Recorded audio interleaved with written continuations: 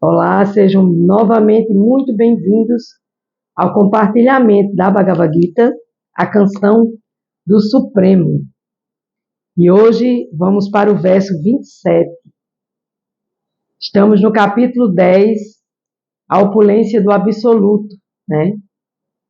E eu fico muito feliz, né, de sempre estar aqui, sempre que possível, fazendo esse compartilhamento com vocês, trazendo essa ciência suprema e essa maneira de nós podermos estarmos juntos sempre que possível através desses vídeos que são feitos com muito amor e com muita devoção nesse processo de Bhakti Yoga, que é a yoga da devoção, a yoga do amor a Deus, de colocar Deus nas nossas ações, de colocar Deus nos nossos corações e de poder servir a Deus com amor e devoção.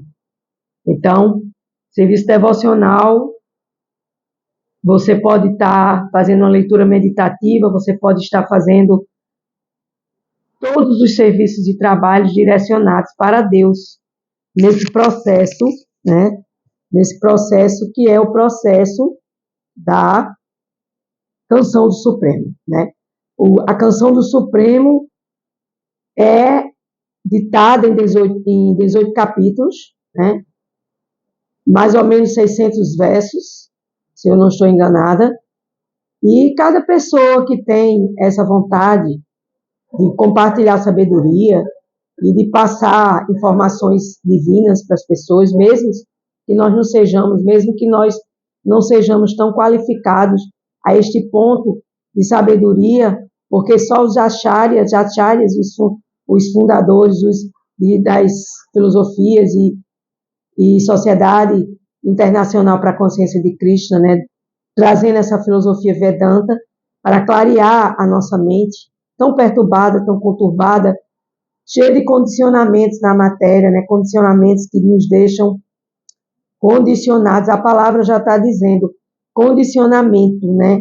Então, eu fico condicionada na matéria e aqui na matéria eu fico com minha mente presa, porque eu preciso trabalhar, eu preciso ganhar meu dinheiro para pagar minhas contas, pagar meus impostos, para sobreviver aqui nesse mundo material, porque faz parte, aí, os impostos, a energia do dinheiro, Lakshmi, que é a deusa da prosperidade, tudo isso faz parte desse universo material. E a gente precisa, né, na medida do possível, ter esse entendimento que a gente, mesmo que tenha esses trabalhos materiais para se fazer, a gente pode, por que não, chamar Deus para participar dessas nossas atividades, né? Não tirar Deus do nosso dia a dia, não tirar Deus das nossas funções materiais. E aí a gente entrega nossas ações para o divino, e o divino está conosco, e o divino está participando deste trabalho aqui e agora, né? Porque sempre que, antes de começar a fazer a leitura da Bhagavad Gita, eu faço minhas reverências, né, ao Guru máximo, que é Deus, e ao Guru, professor e mestre espiritual, Acharya, fundador da Sociedade Internacional para a Consciência de Krishna, que é chamado de Srila Prabhupada, que foi quem escreveu esse livro, quem compilou, quem organizou esse livro, Bhagavad Gita como ele é, e aí Bhagavad Gita como ele é se expandiu em várias línguas, até chegar à nossa língua português. Nesse momento sagrado, a gente precisa ter essa consciência. Por que eu estou escutando essa ciência sagrada? Por que eu tenho essa liberdade de querer assistir? Eu gosto de assistir ou eu não gosto de assistir, mas eu aconselho que quanto mais a gente ouve sobre o divino, quanto mais a gente estuda sobre o divino, mais a gente se aprofunda na pessoa sagrada, no amável Deus, né? Se a gente diz que ama Deus, a gente tem que demonstrar como é que a gente tem esse amor e como é que a gente pode expressar esse amor nas nossas atividades.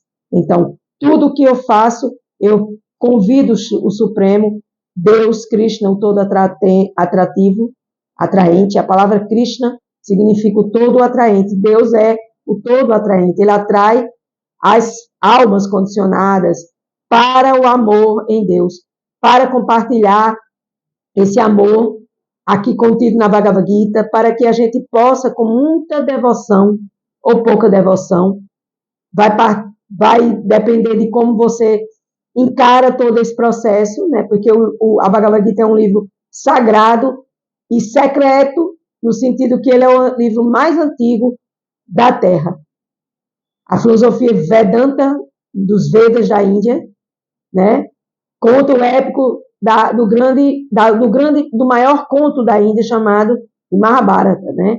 E dentro da Mahabharata está a Bhagavad Gita, que é onde Krishna teve uma conversa com seu discípulo Arjuna, e Arjuna era um ser humano, né, diferentemente de nós, um ser humano bem mais elevado, mas, mesmo nesse processo, Arjuna sentiu medo, sentiu angústia, sentiu suor nas mãos, sentiu tudo aquilo que a gente sente, porque ele era um ser humano, estava no modelo de representação nosso de ser humano, e Arjuna, ele não queria lutar na batalha de Kurukshetra. Kurukshetra, né, é um lugar lá na Índia, né, que existe um museu que mostra todo esse processo, os livros sagrados. Eu ainda não tive a oportunidade de ir até lá, mas cheguei em Vrindavana, que é onde tem um movimento grande da consciência de Deus, da consciência de Krishna, e essa batalha de Kurukshetra é a batalha da nossa vida, é a batalha que a gente precisa viver essa batalha diariamente nas nossas vidas, para que a gente possa superar esses obstáculos, essas inferioridades da nossa alma. Que nós viemos aqui neste planeta para nos curar, para nos elevar, para aprender a amar, porque só o amor é o resultado de tudo. A gente luta por um lado, luta por outro, batalha por um lado, batalha por outro, e a gente se esquece do principal, que é Deus. Porque Deus está em nossos corações como a grande alma na pequena alma, instalado no nosso coração, Mahavishnu, e Deus está ali registrando todos os nossos pensamentos e sentimentos através da nossa consciência. E aí, quando a gente trabalha essa consciência diariamente, a gente entrega essa consciência para Deus, e a gente está unido com Deus, a gente está em consciência de Deus. Então, por mais que seja complicado escutar a Bhagavad Gita, porque tem esse capítulo, Krishna está falando, Deus está falando das suas opulências. Suas opulências são diversas, né? Vários tipos de opulências e várias categorias, e até categorias inimagináveis pela sabedoria humana. Então, o verso de hoje, o verso 27, Krishna vai falar que ele é um cavalo chamado de Uchairasvara. Uchairava. Até para mim fica um pouco complicado, porque eu não domino sânscrito, né? Mas mesmo assim, com boa vontade, a gente repete uma, repete duas, repete três e termina acertando. Deus vê os nossos esforços e nos ajuda a falar de uma melhor forma possível a Bhagavad Gita e todas essas expressões e nomes sânscritos que estão escritos aqui. Então, eu vou fazer minhas reverências, pedir a Deus Todo-Poderoso e a Prabhupada, que são meus mestres espirituais, para que me conceda a leitura do Bhagavad Gita. Om Guru Pranama. Om Agyana Timiranda Gyana Jana Salakaya Kakshu Umilitam Yena Tasmai Shri Guruve Namaha. Om. Tradução. Embora eu tenha nascido na mais escura região da ignorância, este plano material, meu mestre espiritual abriu meus olhos com a tocha do conhecimento transcendental. A tal mestres espirituais eu presto minhas respeitosas reverências. Jaya Gurudeva, Krishna Deus, Jaya Prabhupada, que compilou todas as escrituras sagradas dos Vedas e trouxe para o Ocidente. Verso 27, capítulo 10, a opulência do absoluto. Dos cavalos, fique sabendo que eu sou o Chaisrava, produzido durante a batedura do oceano, quando se queria obter néctar. Dos elefantes imponentes sou a Iravata, e entre os homens sou o monarca. Então, aqui para nós entendermos que Deus, ele é o cavalo, aquele cavalo da batalha, aquele cavalo que tem uma envergadura divina, que é um cavalo superior às outras raças de cavalo, né? E por que Deus é um cavalo? Porque Deus criou tudo. E Deus pode ser o que ele quiser ser. Um cavalo, pode ser uma figueira de bengala, ele pode ser... mais para frente, ele vai falar que ele é o tubarão é um dos mais temíveis peixes, e de repente nem é tão temíveis. Então a gente fica dizendo, meu Deus, por que esse livro está falando isso? Porque Krishna, Deus, quer que a gente conheça suas potências, suas opulências. E as opulências de Deus não significa só apenas criar a natureza e criar nós, almas, não.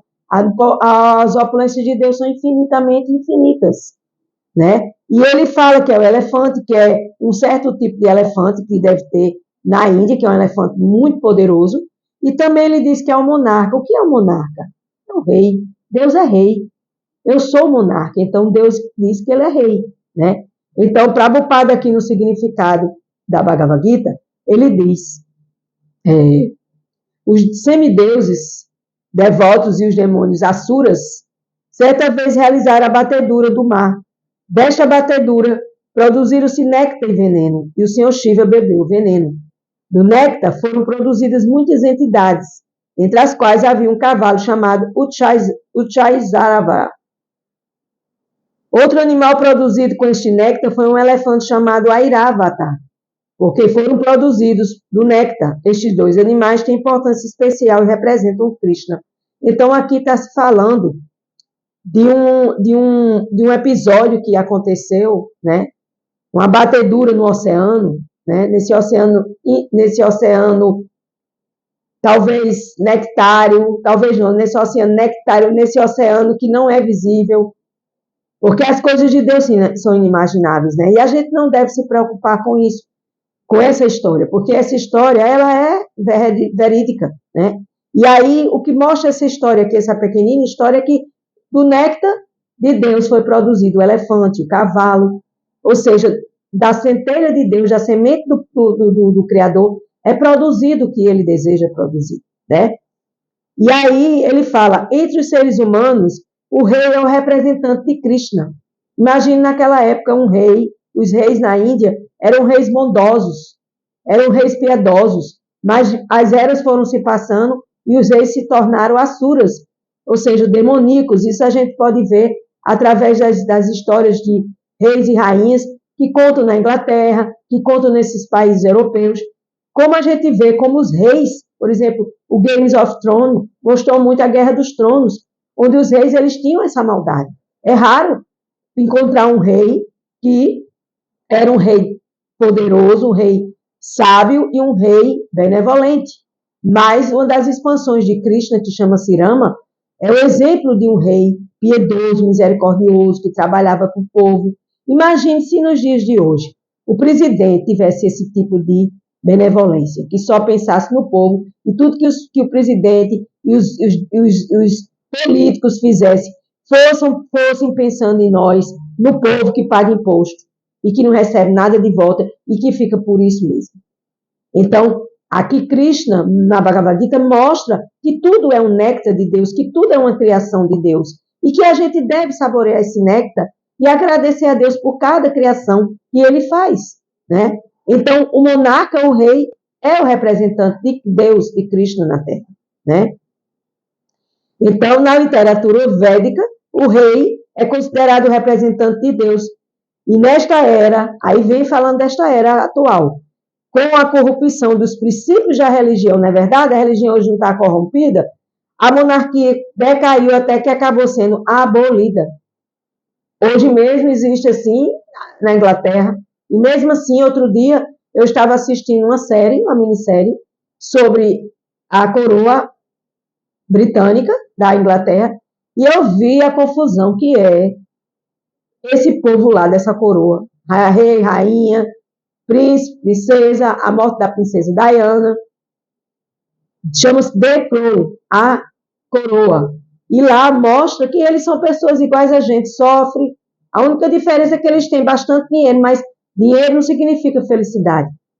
E eu pude ver nesse processo de observar essas séries que todos nós somos um só. Todos nós passamos pelos mesmos problemas. E que enquanto a gente estiver preso aqui neste corpo, nesse planeta Terra, a gente vai ter que enfrentar sempre as mesmas discórdias e as mesmas, ou seja, mastigar aquilo que já foi mastigado. A gente já sabe que é sofrer doença, pobreza, conflito, e a gente fica mastigando aquilo que foi mastigado, nascendo e renascendo para mastigar aquilo que já foi mastigado. Quando a gente pode ter a oportunidade de se libertar, quando a gente começa a praticar Bhakti Yoga, a cantar os santos nomes do Senhor, o Mahamantra Hare Krishna, e as demais atividades. Não estou aqui levantando bandeira de nada, mas eu, como modelo de Deus, como as coisas de Deus são mostradas através de modelos, eu também posso falar um pouco de mim e dizer que a minha vida, em 1 ano e meio, mudou. O que eu fiz, anos de terapia com psicólogos, durante 6, 7, 8 anos, e não mudou. O quanto mudou numa velocidade maior. Por quê? Porque é a velocidade transcendental, é a velocidade de Deus, é a velocidade das práticas, das sadhanas espirituais. Verso 28, para terminar.